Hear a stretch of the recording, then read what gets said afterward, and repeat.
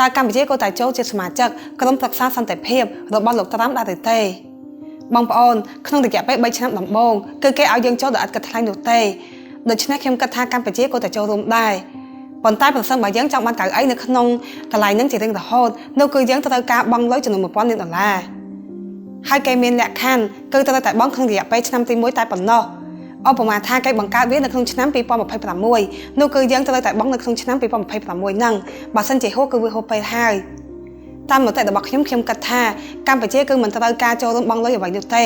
ត្រឹមតែរយៈពេល3ឆ្នាំនេះគឺវាគ្រប់គ្រាន់ហើយលោកត្រាំគឺគាត់ទៅបាត់ល្មមគាត់មិនមានអំណាចអ្វីទៀតទេប៉ុន្តែគឺសម្រាប់ទៅលើរដ្ឋាភិបាលទេបើសុកមានលុយ$1000លានមកពីណាដើម្បីយកទៅបង់ក៏ធ្វើទៅមិនមានបញ្ហាអ្វីទេតែបើយើងគិតដល់$1000លាននេះវាស្មើនឹងប្រព័ន្ធការពារដែនអាកាសឈិនកងចំនួន3គ្រឿងនោះខ្ញុំគិតថាយកឈិនកងវិញល្អជាងពេលនេះខ្ញុំសូមនិយាយអំពីរឿងលោកត្រាំម្ដងបងប្អូនរឿងលោកត្រាំគម្រាមសហភាពអឺរ៉ុបដើម្បីចង់បានទឹកដី Greenland ពេលនេះគាត់បានដកថយវិញហើយនៅពេលដែលគាត់បានឃើញទីផ្សារភាគហ៊ុននិងតម្លៃប្រាក់$ចាប់ផ្ដើមដាំក្បាលចុះក្នុងមួយប្រភេទភ្នែកជាពិសេសពេលគាត់ឃើញសហភាពអឺរ៉ុបរួបរวมគ្នាខ្លាំងដើម្បីប្រឆាំងគាត់វិញអ្វីដែលខ្ញុំពេញចិត្តលោកត្រាំគឺត្រង់គាត់គឺជាមនុស្សដែលចេះបត់បែនមិនក្បាលរឹងទេពេលគាត់ដឹងថាធ្វើទៅគាត់មិនឈ្នះគាត់ក៏បដូរចិត្តភ្លាមដោយមិនខ្វល់ថាបាក់មុខអ្វីឡើយដើម្បីកុំឲ្យសហរដ្ឋអាមេរិកធ្លាក់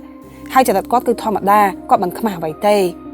ដោយការពីឆ្នាំមុនពេលគាត់ចង់ធ្វើសង្គ្រាមពាណិជ្ជកម្មជាមួយនឹងចិនអញ្ចឹងគាត់បានដឹងខ្លួនថាសហរដ្ឋអាមេរិកគឺនៅត្រូវការរ៉ែកម្រពីចិនបែបនេះទៅគាត់ក៏បានដកថយមួយជំហានវិញហើយក៏បញ្ឈប់សង្គ្រាមពាណិជ្ជកម្មនឹងទៅប៉ុន្តែតាមគំនិតរបស់ខ្ញុំមិនមែនអ្វីទាំងអស់វាអាចវិលទៅមុនដោយធម្មតាវិញ 100% នោះទេអង្គការ NATO នៅតែជាអង្គការ NATO មិនបែកបាក់ទេប៉ុន្តែប្រទេសនៅអឺរ៉ុបជាច្រើនគេមិនទុកចិត្តសហរដ្ឋអាមេរិក 100% ទៀតទេឥឡូវនេះគេដឹងថាសហរដ្ឋអាមេរិកអាចប្រើអំណាចខ្លួនឯងដើម្បីគំរាមសម្ព័ន្ធមិត្តខ្លួនឯងបើមិននៅក្នុងទស្សវត្សនេះក៏អាចនៅទស្សវត្សផ្សេងៗទៀតដែរវាជារឿងអកុសលណាស់ដែលរឿងបែបនេះវាបានកើតឡើងប៉ុន្តែខ្ញុំក៏រីករាយដែរនៅពេលដែលខ្ញុំបានឃើញលោកត្រាំគាត់ដកថយមួយជំហានវិញអ្វីដែលលោកត្រាំមិនយល់នោះគឺថាប្រសិនបើមួយសហភាពអឺរ៉ុបស្អប់សហរដ្ឋអាមេរិកនោះពួកគេអាចហាមឃាត់ក្រុមហ៊ុនបច្ចេកវិទ្យាធំៗជាច្រើនរបស់សហរដ្ឋអាមេរិកមិនឲ្យមាននៅក្នុងប្រទេសរបស់ពួកគេទេដូចជា Google, Microsoft, Apple លក្ខណៈឡាហើយសហរដ្ឋអាមេរិកនឹងបាត់ប្រាក់ចំណូលរាប់ពាន់លាន$នាពេលអនាគតវាជាការពិតដែលសហរដ្ឋអាមេរិកបានចំណាយប្រាក់ទៅលើអង្គការ NATO អស់ជាច្រើនដើម្បីការពារមួយសហភាពអឺរ៉ុបប៉ុន្តែសហរដ្ឋអាមេរិកក៏ទទួលបានប្រាក់ចំណូលត្រឡប់មកវិញតាមរយៈពួកគេប្រើប្រាស់សេវាកម្មរបស់ក្រុមហ៊ុនសហរដ្ឋអាមេរិកដែរដោយសារតែពួកគេគោរពនឹងស្រឡាញ់សហរដ្ឋអាមេរិកនឹងហើយទៅបានជាពួកគេនាំគ្នាប្រើនឹង